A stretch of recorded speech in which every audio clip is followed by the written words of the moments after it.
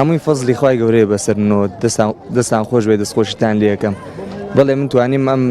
مەدالیایە بەدەست بێنم لەسەر ئاستی ئاسیایە سوپاس بۆ خوا هەمووی بە فەزلی خوای گەورە الحەمدوللا توانیم بەدەستی بێنم بەڵێ من لە یاری کاراتیا لە بەشی کاتایە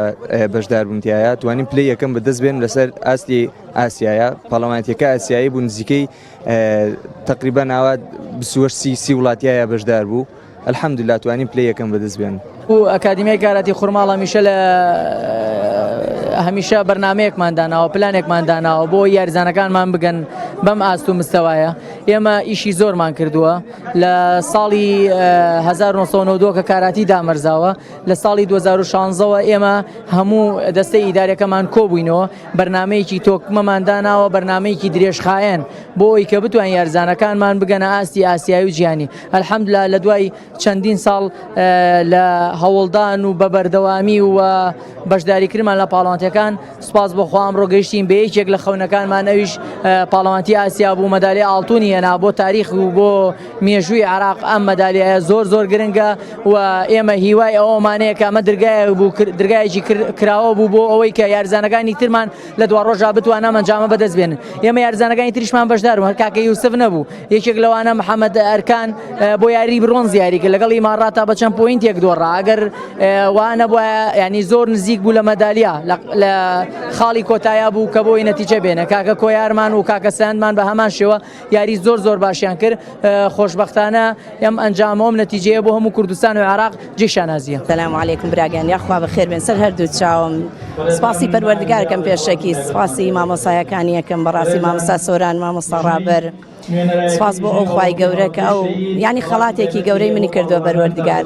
مەمنونی پەروەردگارم تەمەناکەم لە خوای گەورە هەمووتان سەرکەوتوو بوون نەک دڵی منی خۆش کرده بێ دڵی وڵاتەکەمیشی خۆشگە هەم بەعام هەمووتان سەربەرزی بۆ وڵاتەکەمە دیارە گرنگی ئەم پاڵەوانێتیە لەوەدایە کە پاڵەوانتی ئاسیایە ساڵانە کە ئەکرێت بۆ یەکەم جارە لە مێژووی عێراقا کە عێراق بتوانێت پلەی یەکەم بەدەست بێنێ و پێشتریش یەکەم و دووەم پلەی دووەم و سێم کە هەر هاتۆ بۆ عێراق لەلایەن یاریزانانی خوڕماڵەوە ئەمە کارێکی زۆر گرنگە کە وەرزشکاران بە تایبەتی کاراتی کە پەرەیەکی زۆری پێدرێ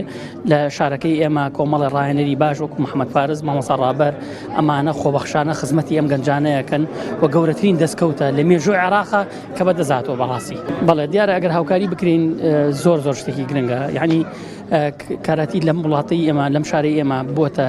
بۆتە نەریتێک کە ماڵنی یاریزانێکی کاراتیتیانە بێت و لە ڕووی پەروەردەیی و جەستەیی ئێمە ئامادەیانەکەین و گرنگی زۆر باشیان پێدەن و ئامادەی پاڵەوانێتەکانی کوردستان و عێراق و ئاسیانەکەین بەڵێ زیاتر خۆیدا لە نزیکی 250 یاریزان کە بە فعلی یاریەکە کوڕان و کوشان و لە ناو خوڕماڵە بەڵێ ڕۆژانە تەمرینەکەین بەڵێ بە چەند گروپێک بەش بووە کاتامان جیای و کۆمێتمان جیای چەند مامۆسایەک خزمەتەکە مامۆسایەوەمانەیە حسەی تەمریندانەوەی لە هەفتەیەکە 20 تەمرینە مامۆسامانەیە 6 چوارە ئا بۆ شێوەیە کە دابشمان کردو و مانگانە و ڕۆژانێمە تابعی یاریەکەیەکەین و بە شێوەیەکی ئەکادیمی ڕێکمان خستووە. بەڵێ ئێمە وەکو عێراق هەموو ساڵێک تەسفیات ئەگرێ بۆ یاریزانانی خۆی منتەخەب هەڵەبژێرێت